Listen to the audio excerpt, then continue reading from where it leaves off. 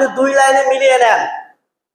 আপনি পৃথিবীতে এমন ভাবে থাকবেন, যতদিন হায়াত আছে এত ভাবে আপনি এই পৃথিবীতে থাকবেন যাতে করে মানুষেরা আপনাকে মোহাব্বত করে, আপনাকে ভালোবাসে, আপনার জন্য দোয়া করে। আপনি মারা যাওয়ার পরে এই পৃথিবীতে আমাকে আপনাকে জীবনটা চালাইতে হবে, এমনটা যেন না হয় আমাকে আপনাকে দেখলে তার মেজাজ খারাপ হয়ে যায়, আমাকে আপনাকে দেখলে তার মনে শান্তি লাগে না, আমাকে আপনাকে দেখলে তার ভালো লাগে না।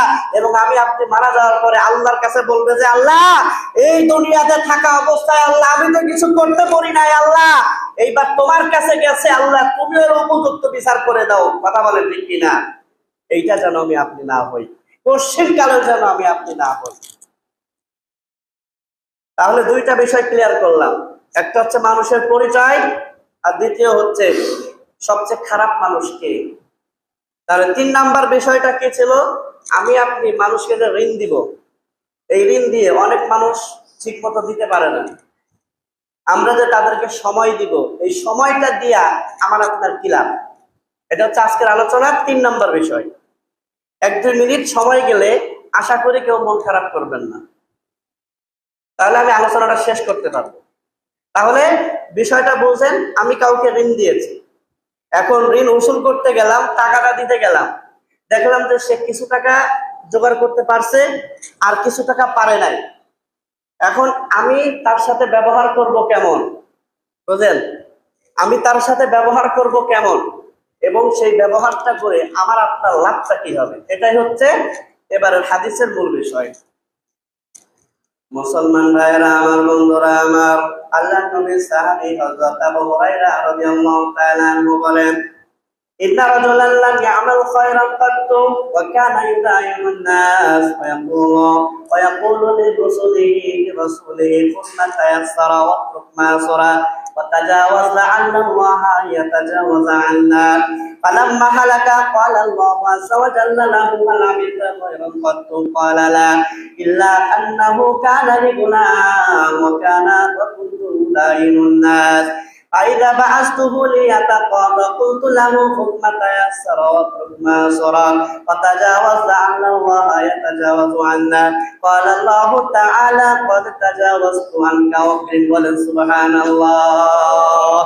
মুসলমান ভাইরা আমার, বন্ধুরা আমার, এবার হাদিসের মূল বিষয় হলো, বিভিন্ন সময়ে আমার আপনার কাছ থেকে আল্লাহর বান্দারা যে ঋণ নিবে, আমার আপনার কাছ থেকে যে হাওলাত দেয়, আল্লাহর অনেক বান্দা আছে যেই দিনে কথা বলবে ঠিক সেই দিনে ফেরত দেয়া দেবে। তার যত কষ্ট হোক না কেন সে কষ্ট করে চলবে, কিন্তু আল্লাহর পর খেলাপ করবে না। আবার অনেক বান্দা আছে একেবারে পিছলা, তাদেরকে ধরতেও পারবেন না, টাকাও দিবে না, আপনার কাছ থেকে সময় চেয়েও নিবে না, বরং আপনাকে যখন দেখবে তখন সে বারবার শুধু পালাবে। এমন লোক আছে কিনা? জোরে বলেন, আছে কিনা? সে আপনার কাছে দিবে না। আবার কিছু মানুষ থাকবে এমন যাদের ওই সময়ে দেওয়ার মতো সামর্থ্য নাই, কিছু অংশ আপনাকে দিবে আর কিছু অংশের জন্য সময় যাবে। মুসলমান ভাইরা আমার, বন্ধুরা আমার, বিশ্বনবী সাহাবী হযরত আবু হুরায়রা রাদিয়াল্লাহু তাআলা আনহু বলেন, আমার আপনার নবী রাসূল আরবি সাল্লাল্লাহু আলাইহি ওয়াসাল্লাম বলেছেন, এমন একজন মানুষের কথা, এমন একজন লোকের কথা আমার নবী বলেছেন, যেই লোক কখনো কোনো ভালো কাজ করে নাই। কথা ভালো করে বুঝবেন, যেই লোকের কোনো আমল নাই, যেই লোক মানুষের কোনো কল্যাণ করে নাই, কোনো ভালো কাজ করে নাই, কোনো আমল করে নাই, কিন্তু তার মধ্যে শুধুমাত্র একটা গুণ ছিল, সে মানুষদেরকে ঋণ দিত। আর যখন ঋণ দিত, হাওলাত দিত, ওইটা নেবার জন্য, টাকাটা দেওয়ার জন্য তার কর্মচারীকে যখন পাঠিয়ে দিত, কর্মচারীকে পাঠিয়ে দেবার সময় বলে দিত, আল্লাহর অমুক বান্দার কাছে যে তুমি ঋণ আদায় করতে যাচ্ছ, সে যতটুকু দিতে পারে তুমি অতটুকু নিয়ে নাও। খুদ মা তায়াসসারা, তার জন্য যতটুকু সহজ হয় বান্দা তুমি সেইটুকু নিয়ে নাও। অত্রুক মা সুরা, আর বান্দা যতটুকু দিতে না পারে সেইটার জন্য তুমি ছেড়ে দিয়ে আসো। অত্রুক মা সুরা, তার জন্য যা কঠিন হয়ে যায় রে বান্দা, তুমি সেইটা তাকে ছাড় দিয়ে আসো। ওয়াতাজাওয়াজ, তাকে তুমি সময় দিয়ে আসো। লাআল্লাল্লাহ ইয়াতাজাওয়াজা আন্না, এই যে আল্লাহর বান্দাকে তুমি সময় দিবা, এই সময় দেওয়ার কারণে আল্লাহ তাআলা আমাকে মাফ করে দিতে পারে। সুবহানাল্লাহ। মুসলমান ভাইরা আমার, বন্ধুরা আমার, এটা হলো ওই লোকের দুনিয়ার জীবনের অবস্থা। তার মানে সে টাকা দেওয়ার জন্য বলতো, যখন তার কর্মচারীকে পাঠায় দিত তখন বললো আল্লাহর বান্দা যা দিতে পারে অতটুকু তুমি আনাও, আর যেটা দিতে না পারে সেইটার জন্য তাকে তুমি সময় দেয়া দাও, সেইটার জন্য তুমি সময় দেয়া দাও। এইটাই সে করত, এটা ছিল তার দুনিয়াবী অবস্থা। ফালাম্মা হালাকা, আল্লাহ নবী বলতেছেন যখন এই ব্যক্তি মৃত্যুবরণ করলো, আল্লাহ রাব্বুল আলামিন বললেন হাল আমিলতা খায়রান কত, রে আমার বান্দা তুমি কি কখনো ভালো কাজ করেছো? কখনো কি তুমি কোনো কল্যাণ করেছো রে বান্দা? তুমি কি কখনো কোনো ভালো কাজ করেছো নাকি? আল্লাহর বান্দা বলবেন না, ওগো আমার মালিক আমি কোনো ভালো কাজ করি নাই, আমি কোনো ভালো কাজ করতে পারি নাই গো মালিক। তবে আমি মানুষদেরকে ঋণ দিতাম, আমি মানুষদেরকে হাওলাত দিতাম, মানুষদেরকে আমি যখন ধারে দিতাম, এই ধার উসুল করার জন্য যখন আমার কর্মচারীকে পাঠাইতাম আমি তাকে বলে দিতাম খুদমা তায়াসসারা ওয়াতরুক মা সুওয়া ওয়া তাজাওয়াজ লাআল্লাল্লাহ ইয়াতাজাওয়াজু আন্না। আমি আমার কর্মচারীকে বলে দিতাম আল্লাহর ওই বান্দার জন্য যতটুকু সহজ হয় অতটুকু তুমি নিয়ে আসবে, সে যতটুকু দিতে পারবে তুমি নিয়ে আসবে, আর যতটুকু তার জন্য কঠিন হয়ে যায় সে দিতে পারবে না, এটার জন্য তাকে ছাড় দিবে, তাকে সময় দিয়ে দিবে।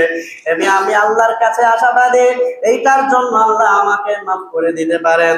আল্লাহ আমার কাজ শুধুমাত্র এতটুকু, আমি এতটুকু তোমার বান্দাদের জন্য করতাম। আল্লাহ রাব্বুল আলামিন তখন বলবেন কদ তাজাওয়াজতু আনকা, আল্লাহ রাব্বুল আলামিন বলবেন বান্দারে আমি তোমাকে এইটুকু আমলের কারণে মাফ করে দিলাম। সুবহানাল্লাহ।